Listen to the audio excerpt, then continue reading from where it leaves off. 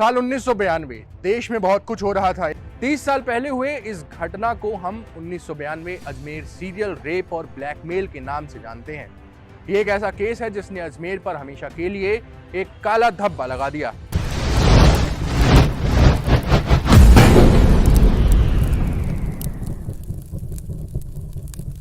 जय हिंद दोस्तों अपने किसी भी फंडे को तैयार करते समय मैं एक प्रॉपर रिसर्च करता हूं उस बारे में कि एक्चुअल में बैकग्राउंड चेक करता हूं उस टॉपिक की कि क्या क्या उसमें एविडेंसेस मुझे मिल सकते हैं जिसके बेसिस पे मैं स्क्रिप्ट तैयार करता हूं अपनी।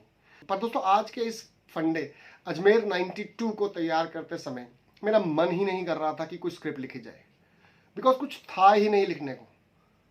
ऐसा इनफेमस केस स्टडी है ये जिसमें आप बोल ही नहीं सकते कि कितने विक्टिम्स थे, कितने कल्प्रेट्स थे, कहां से शुरुआत करनी है, कहां खत्म करना है, किसको कोसना है, किसको गाली देनी है, समझ ही नहीं पा रहा था मैं। इसीलिए जो मैंने पढ़ा, जितना मैं देख सका, जितना मैं रिसर्च कर सका, वो सब मेरे ब्रेन में आता चला गया।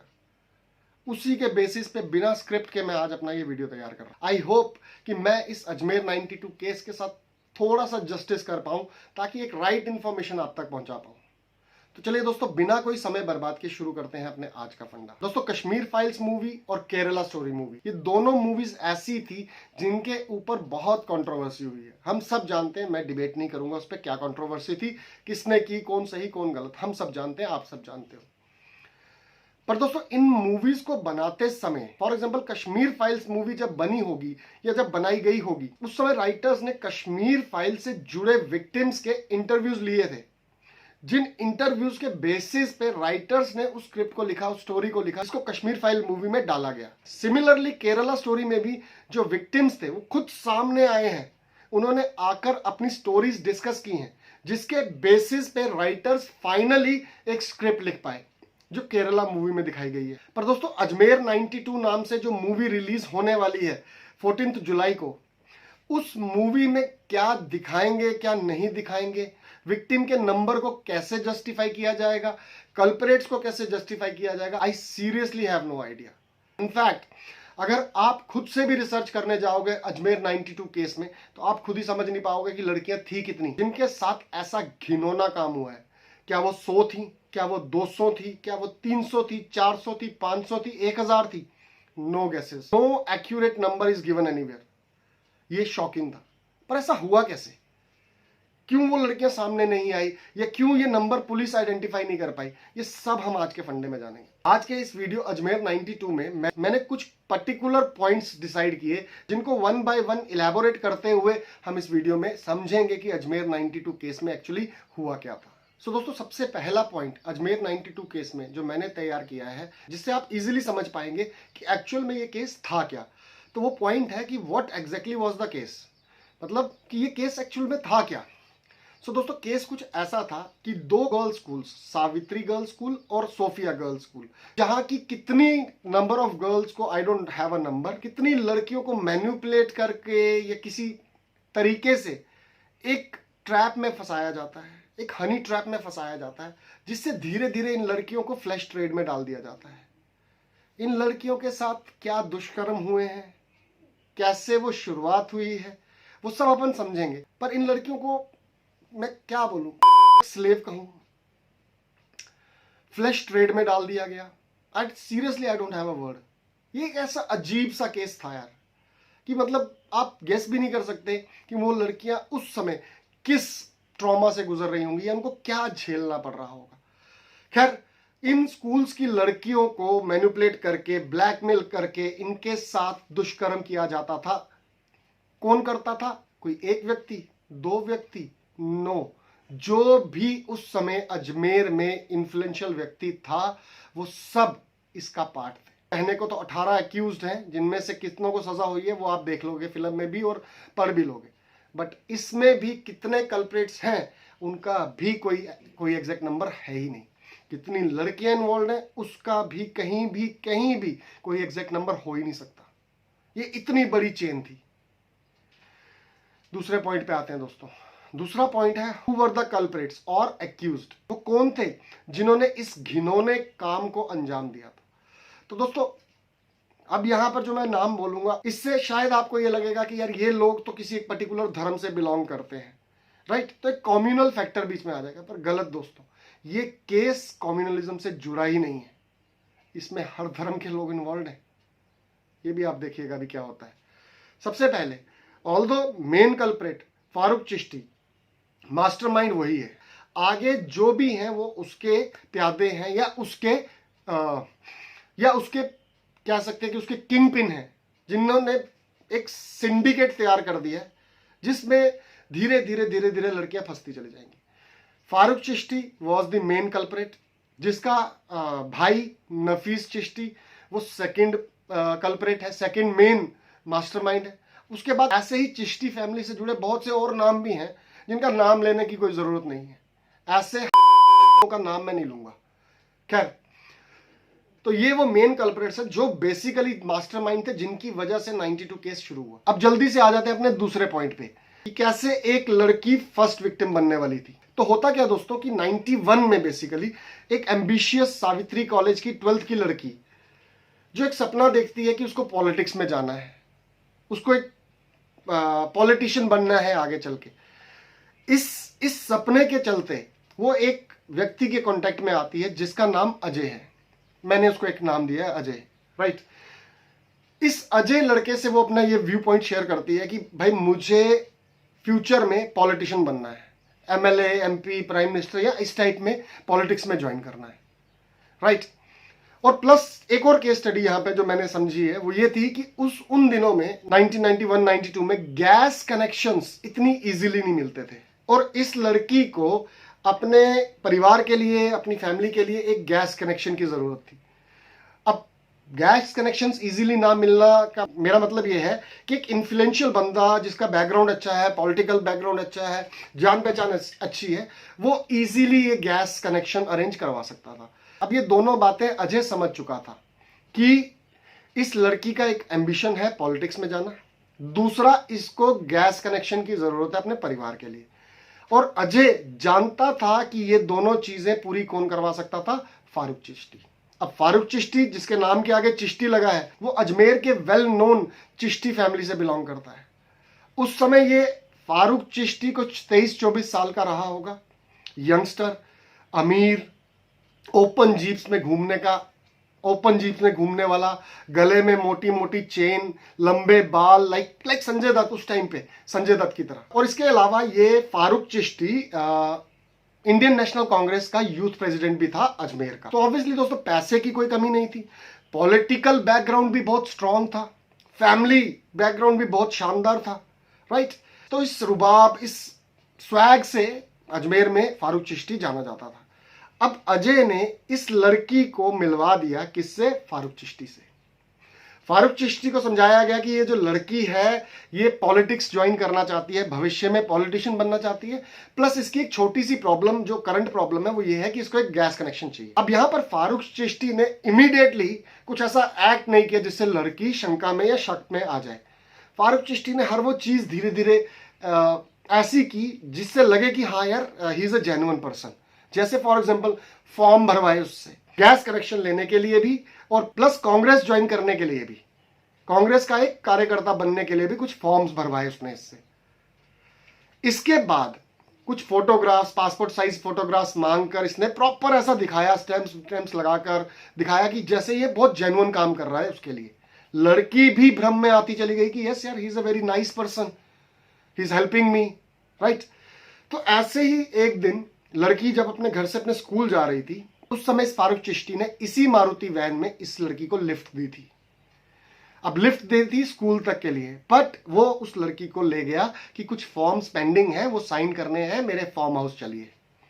अपने फार्म हाउस में लेकर, वहां पर लेकर इस ने उस लड़की के साथ, उस एक टीनेज लड़की के साथ जो अपने बड़े बड़े सपने देख रही थी इस लड़के के थ्रू, फारूक चिश्ती के थ्रू, उसका जबरदस्ती, स्मॉल वर्ड, उसके सपने तोड़ दिए, उसका भविष्य तोड़ दिया। ये किया इसने उसके साथ। इतना करके भी इस व्यक्ति का मन नहीं भरा। उसके बाद इसने उस लड़की के, उस बेबस लड़की के फोटोग्राफ्स खींचे, वैसे ही बिना कपड़ों की हालत में, अश्लीलता से भरे फोटोग्राफ्स खींचे। उसके बाद इस लड़की को प्रॉपर कपड़े पहनाकर तैयार व्यार कर कर जहां से लाया था वहां छोड़ दिया गया।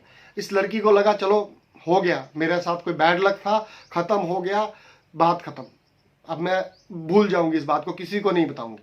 पर उसको पता नहीं था कि दिस इज द बिगनिंग, ये तो अभी शुरुआत हुई है।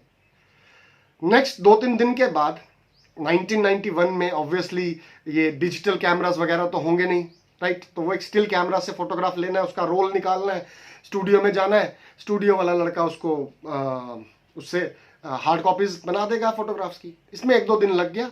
जब वो हार्ड कॉपीज चिश्ती के पास आई तब उसने इस लड़की को दोबारा बुलवाया अपने फार्म हाउस में।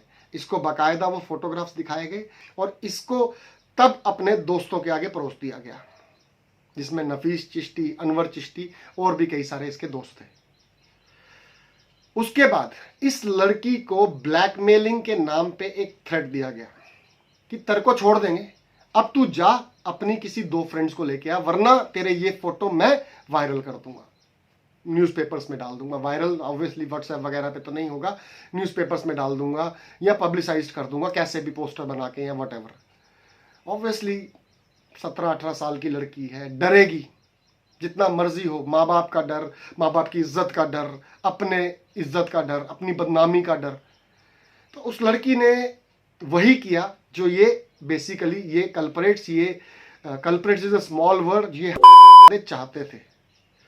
फिर एज प्लान्ड इसने कुछ लड़कियों को लाना शुरू कर दिया। कौन? फर्स्ट विक्टिम ने। इसने कुछ लड़कियां लाई, उनके साथ भी सिमिलर स्टोरी हुई, उनके साथ भी ये शोषण हुआ, उनके साथ भी ऐसे ही न्यूड फोटोग्राफ्स निकाले गए और उनको ब्लैकमेल किया गया, ये कहकर कि ये फोटोग्राफ्स तुम्हारे अब हमारे पास आ गए हैं, अगर तुम और लड़कियां नहीं लाओगी तो ये फोटोग्राफ्स हम पब्लिसाइज कर देंगे। तो एक चेन शुरू हो गई, लाइक अ चेन रिएक्शन। अब जिन लड़कियों के फोटोग्राफ्स दूसरी बार लिए गए, उन्होंने कोई और लड़कियां लाई, उनके साथ सेम स्टोरी, उन्होंने फिर और कोई लड़कियां लाई 2-4, फिर और 2-4 लड़कियां आती गई। मतलब एक सिलसिला शुरू हो गया, एक पूरा सिंडिकेट तैयार हो गया इस पूरे क्राइम का। अब यहां पर स्टोरी थोड़ी सी चेंज हो जाती है। जहां पर मैंने स्टार्टिंग में वीडियो में कहा था कि इस केस को कॉम्युनल तरीके से देखना बिल्कुल गलत है। कोई भी ये कहेगा कि this case belongs to particular धर्म, तो मैं बोलूंगा बेवकूफी है ऐसा बोलना। बिकॉज अब यहां पे रोल प्ले करेगा डेवलपर। कौन डेवलपर? जो उन फोटोज को, उन न्यूड फोटोज को, लड़कियों के न्यूड फोटोज को डेवलप करता था। कुछ समय के बाद उसने कुछ हार्ड कॉपीज लड़कियों की अपने पास भी रख ली, राइट? बाकी कॉपीज 2-2 कॉपीज बना ली, कुछ फारूक चिश्ती को दे दी और कुछ कॉपीज अपने पास रख ली। अब इस व्यक्ति का नाम था पुरुषोत्तम। कुछ लोग इसको महेश लोडानी के नाम भी बोलते हैं, कुछ पुरुषोत्तम के नाम से भी बोलते हैं। आई एम नॉट श्योर कि पुरुषोत्तम है कि महेश लोडानी है, दोनों में से ही एक है, पर है इसका नाम यही, या तो पुरुषोत्तम है या महेश लोडानी, जो कि एक मुस्लिम नाम नहीं है, राइट? अब आगे सुनिए इसने क्या किया। अब एक गैंग, एक ग्रुप फारूक चिश्ती का जो अपने लेवल पे लड़कियों को लाता जा रहा है, पुरानी लड़कियों को ब्लैकमेल कर रहा है और नई लड़कियां भी इसके साथ जोड़ता जा रहा है। अब ये जो लड़का है डेवलपर, जो फोटोज को डेवलप करता है, पुरुषोत्तम, इसने अपना दूसरा सिंडिकेट तैयार करना शुरू कर दिया। इसने अपने कुछ दोस्तों को फोटोग्राफ्स दिखाए लड़कियों के। इसके दोस्तों ने कॉलेजेस और उन स्कूल, सावित्री और सोफिया स्कूल के सामने जाकर उन लड़कियों को पहचानना शुरू कर दिया और जल्दी ही इसके गैंग ने उनमें से कुछ लड़कियों को रिकॉग्नाइज कर भी लिया। अब इन्होंने उन लड़कियों को सेम मॉडस ऑपरेंडी बुलाया, फोटोग्राफ्स दिखाए, ब्लैकमेलिंग के थ्रेट से डराया और शोषण करना शुरू कर दिया। और वही कहा जो फारूक चिश्ती कहता था कि दूसरी लड़कियां लाओ वरना हम पब्लिसाइज कर देंगे फोटो। तो 2 सेपरेट सिंडिकेट्स तैयार हो गए। धीरे धीरे कुछ ही महीनों के अंदर ये लड़कियों के फोटो जैसे इस डेवलपर के पास आए, इसके दोस्तों के पास गए, ऐसे चलते चलते अजमेर के ऑलमोस्ट हर इन्फ्लुएंशियल बंदे के पास आ चुके थे, इन्फ्लुएंशियल व्यक्ति के पास आ चुके थे। फिर चाहे वो पॉलिटिशियन हो, चाहे वो बीजेपी का हो, कांग्रेस का हो, किसी और पॉलिटिकल पार्टी का हो, किसी बड़े बिजनेसमैन का बेटा हो, किसी गैंगस्टर का बच्चा हो, गैंगस्टर खुद हो, सबके पास वो फोटोग्राफ्स पहुंच चुके थे। अब ये सब नोच रहे थे उन 9th से लेकर 12th तक की बच्चियों को अपने अपने हिसाब से। एक समय तो ऐसा आ गया था दोस्तों कि ये फारूक चिश्ती अपने फार्म हाउस पे पार्टीज ऑर्गेनाइज करता था, ग्रुप पार्टीज, बड़ी पार्टीज ऑर्गेनाइज करता था। उनमें एक दो लड़की नहीं, इन लड़कियों के ग्रुप बुलाए जाते थे, 15-20 का या कितने का भी ग्रुप बुलाए जाते थे और अलग अलग लोगों को एक एक लड़की परोस दी जाती थी। ऐसा सिस्टम तैयार हो गया था। अब दोस्तों आ जाते हैं कि आखिर अजमेर 92 केस बाहर कैसे आया, कैसे मतलब कैसे पुलिस इन्वॉल्वमेंट हुई या कैसे एक्सपोज हुआ ये केस। सो इसमें दो चीजें सामने आती हैं। पहली कि कुछ लड़कियों ने, कोई 6 लड़कियां थी जिन्होंने सीरीज में, सावित्री स्कूल की ही 6 लड़कियां थी जिन्होंने सीरीज में सुसाइड करना शुरू कर दिया। अब जब एक ही स्कूल की 6 लड़कियां सुसाइड करेंगी तो ऑब्वियसली घंटी तो बजेगी कहीं ना कहीं कि क्या चक्कर है कि एक ही स्कूल की 6 लड़कियों ने सुसाइड कर लिया। तब यहाँ पर नवज्योति न्यूज़पेपर, एक लोकल न्यूज़पेपर था नवज्योति न्यूज़पेपर, उसके एडिटर थे संतोष गुप्ता, वो सामने आते हैं। और एक और लोकल न्यूज़पेपर था जिसके एडिटर थे मदन सिंह, वो सामने आते हैं। तो इन दोनों के पास भी ऑब्वियसली उन लड़कियों के न्यूड पिक्चर्स आ चुके थे। मई 1992 में संतोष जी ने इसके बारे में एक आर्टिकल छाप दिया जहां पे इनको ज्यादा एप्रिसिएशन नहीं मिला, या ज्यादा किसी ने इसको इस आर्टिकल को ज्यादा किसी ने इन्फ्लुएंशियल नहीं समझा या जाना ही नहीं कि इसके ऐसा कुछ हो रहा है। फिर जून 1992 में संतोष गुप्ता जी ने एक और आर्टिकल लिखा, पर यहां पर इन्होंने उन लड़कियों के जो न्यूड फोटोज उनके पास पहुंचे थे उनको थोड़ा ब्लर करके दिखा दिया न्यूज़पेपर में कि ये देखो प्रूफ, ये लड़कियों के साथ शोषण यहां पर चल रहा है। तब पुलिस एक्शन में आती है। पुलिस तो एक्शन में आई, साथ ही साथ फारूक चिश्ती और गैंग भी एक्शन में आ गया। फारूक चिश्ती के गैंग के जुड़े लोगों ने या फारूक चिश्ती की टीम के जुड़े लोगों ने थ्रेट्स देना शुरू कर दिया लड़कियों को भी और as well as in reporters को भी, राइट। इन रिपोर्टर्स में जो मदन सिंह जी हैं, ठीक है, इनको काफी थ्रेट्स मिल रहे थे। और एक दिन अचानक से किसी ने इनको गोली मारकर, सवाई सिंह नाम का एक काउंसलर है जिसके कहने पर या जिसके द्वारा इन मदन सिंह जी को गोली मारकर इनकी हत्या कर दी जाती है। अब बचे संतोष गुप्ता जी, पर संतोष गुप्ता जी कॉन्टिन्यूसली इसके लिए लड़ते रहे और उन्होंने वो पिक्चर्स जो न्यूज़पेपर में डाल दी थी उसकी वजह से ये इशू जो था वो बहुत एक लाइमलाइट में आ चुका था। तो उनका मरना, तो फिर उनको गोली मारना या उनको थ्रेट करना तो थोड़ा सा डिफिकल्ट हो गया था चिश्ती गैंग के लिए भी। अब यहां पर एक चीज मैं आपको बताता हूं, अभी रिसेंटली 2023 जनवरी 2023 इसी साल की बात है, मदन सिंह जी जिनकी हत्या 1992 में कर दी गई थी सवाई सिंह के नाम के व्यक्ति से, उस समय मदन सिंह जी के 2 बेटे, बड़ा बेटा धर्म प्रताप सिंह जो उस समय 12 साल का था और छोटा बेटा सूर्य प्रताप सिंह जो उस समय 8 साल का था। इन दोनों बच्चों का एक, जैसे जैसे ये बच्चे बड़े हुए हैं ना, इनके दिल में इनके बाप की हत्या का बदला बना रहा, उसकी आग सुलगती रही। बहुत अटेम्प्ट्स किए इन्होंने, जैसा आप न्यूज़पेपर्स में भी पढ़ोगे, कहीं पे पढ़ा भी होगा आपने। बट जनवरी 2023 में इन दोनों लड़कों ने, मेनली सूर्य प्रताप सिंह ने जो छोटा बेटा था, उसने आगे आकर सवाई सिंह की हत्या कर अपने बाप का बदला लिया है। यानी कि 31 साल पुराना एक केस, एक पाप, हो चुका पाप, उसका बदला आज 31 साल के बाद इन बच्चों ने बड़ा होकर लिया। अब दोस्तों संतोष गुप्ता जी के इस रिपोर्ट को पब्लिश करने के बाद पुलिस भी एक्शन में आई, विश्व हिंदू परिषद भी एक्शन में आया, लोकल अथॉरिटीज भी एक्शन में आई, पॉलिटिशियंस भी एक्शन में आए और ये केस जल्दी जल्दी हाई प्रोफाइल बनने लग गया। उन्हीं दिनों में अगर आपको याद होगा तो अडवाणी जी की रथ यात्रा निकली थी, भारत रथ यात्रा निकली थी राम मंदिर के चलते, और बाबरी मस्जिद को गिराए जाने की घटना भी उसी साल में हुई थी।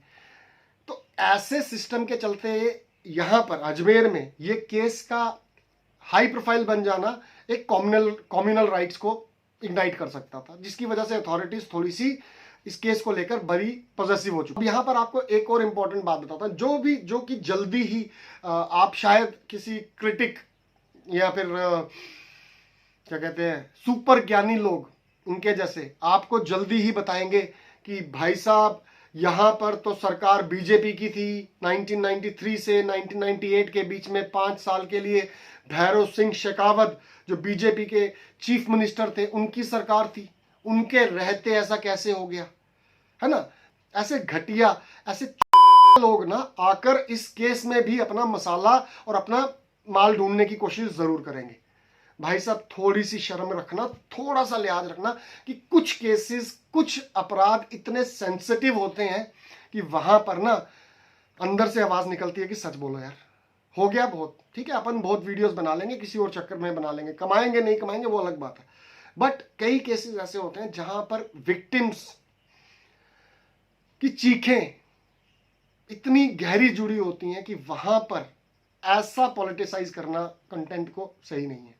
मैं आपको बताता हूं कि भैरव सिंह शेखावत या बीजेपी सरकार ने क्यों एक्शन नहीं लिया होगा, या इनफैक्ट अगर कांग्रेस सरकार भी होती तो वो भी क्यों एक्शन ना लेती। दोस्तों इस केस की शुरुआत कैसे होती है कि फारूक चिश्ती एक लड़की के साथ दुष्कर्म करता है, उसके फोटोग्राफ्स निकालता है, उसको ब्लैकमेल करता है, दूसरी लड़की के साथ ऐसा करता है, उसको बोलता है तीसरी लड़की ला, तो एक चेन बन जाती है, एक लड़की, दो लड़की, तीन लड़की, चार लड़की, 5, 10, 50, 100, 1000 कितनी आई डोंट नो।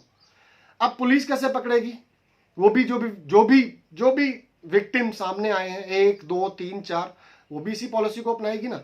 वो उस जो नहीं आए हैं डर के मारे, जिनको लगता है कि हमारा सोसाइटी में बहिष्कार हो जाएगा, हमारी लड़कियों से शादी कौन करेगा, ब्ला ब्ला ब्ला ब्ला।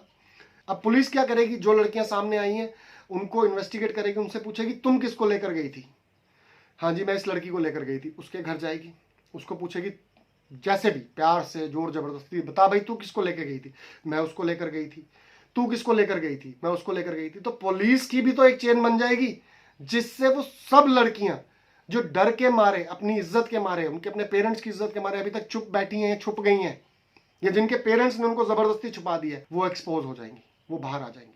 अब इसी डर से ग्रुप ऑफ लड़कियों के पेरेंट्स कलेक्टिवली सीएम से मिलते हैं, गवर्नमेंट से मिलते हैं जाकर, और हाथ जोड़कर ये कहते हैं कि इस केस को जितना लो प्रोफाइल, जितना अंडररेटेड रखोगे उतना अच्छा है। जो खुद से सामने आना चाहता है उनको आने दीजिए, पर हम अपनी लड़कियों को लेकर शहर छोड़कर चले जाएंगे ताकि हमारी लड़कियों का जीवन बर्बाद जो हो चुका है आगे भविष्य बर्बाद ना हो। वरना हमारी लड़कियां तो सुसाइड करेंगी, हम भी मर जाएंगे, आपके सामने ही सुसाइड कर लेंगे।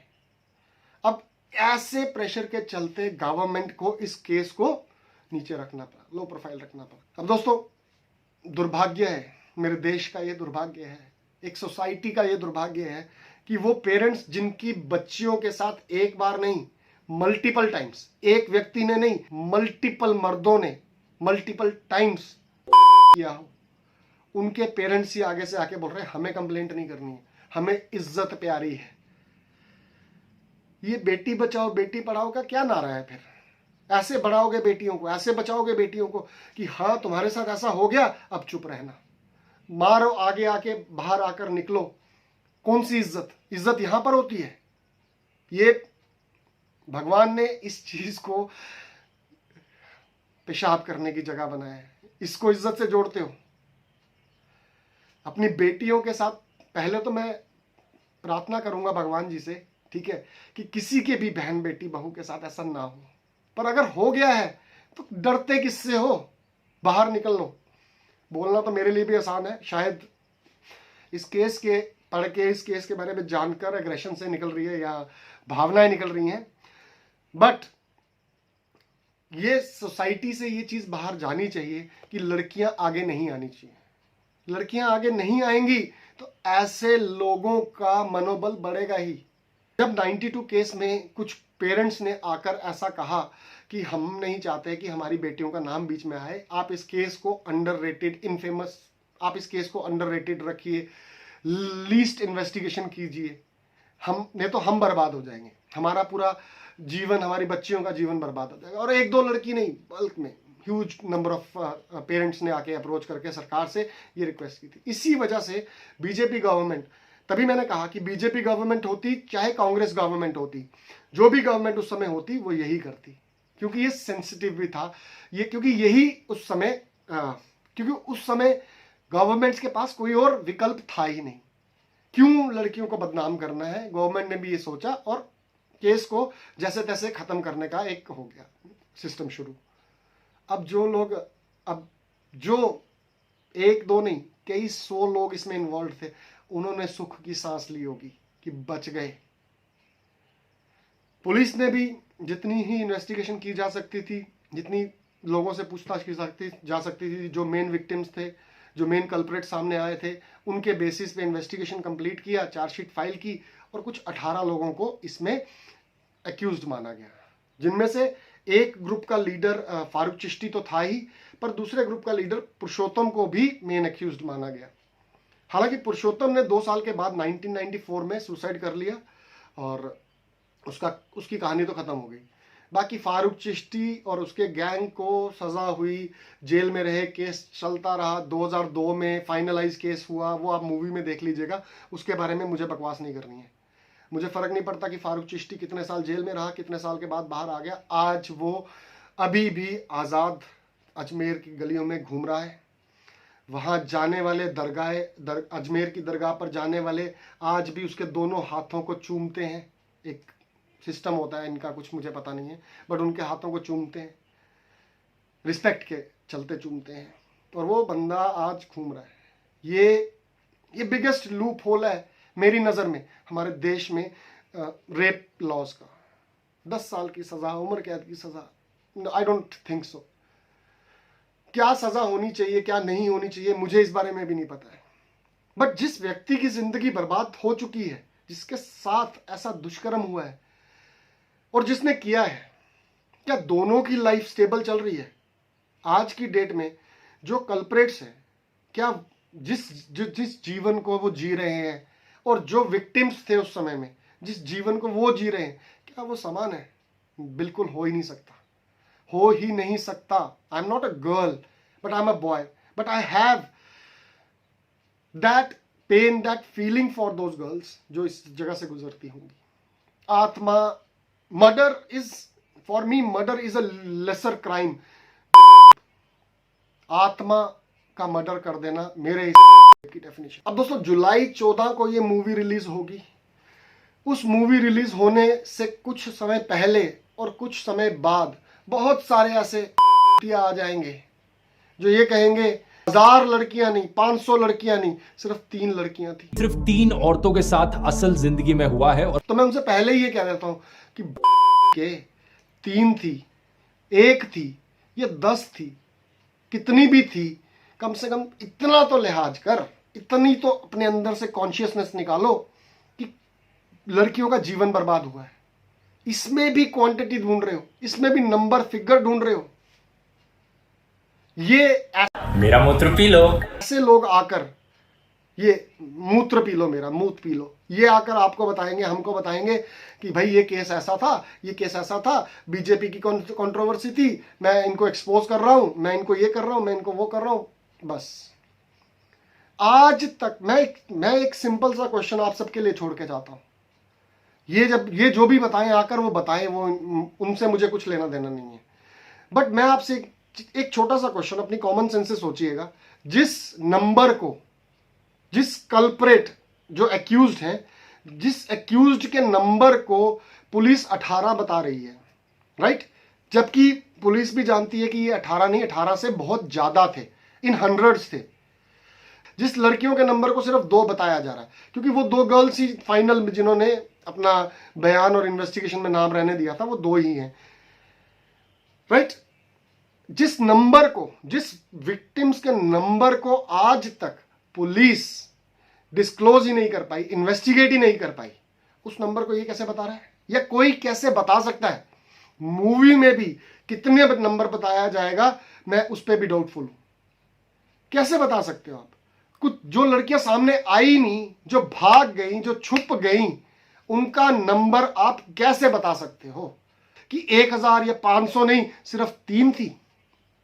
Shut your mouth, shut your mouth. जिनकी खुद की बुद्धि मूत से बनी हो ना, वही ऐसी बकवास कर सकते हैं। उनके दिल में ही किसी दूसरे इंसान के लिए संवेदनशीलता नहीं हो सकती, तरस नहीं हो सकता, राइट। आप इस अजमेर केस के बारे में क्या सोचते हैं, क्या समझते हैं, या क्या जानते हैं?